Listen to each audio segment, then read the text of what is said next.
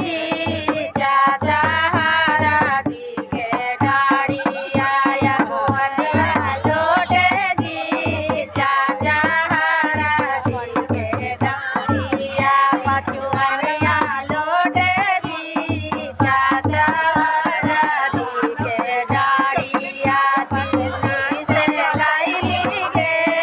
बेटी हारा दी के डाड़िया पटना से लाइली गे बेटी हारा दी के डाड़िया अगुवरवा लोटे गे चाचा हाला दी के डाड़िया पचुअनिया लोटे गे चाचा हारा दी के डाड़िया गाया से लाइली गे बेटी हारा दी के डाड़िया बिहार से लाइली गे बेटी हाला दी के डाड़िया अगुवरवा लोटे गे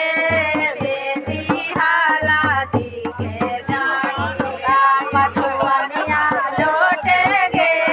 बेटी हाला दी के डाड़िया पचुअनिया लोटे गे बेटी हारा दी के डाड़िया कहाँ से लैला जी मामा हाला दी के डाड़िया कहाँ से लैला जी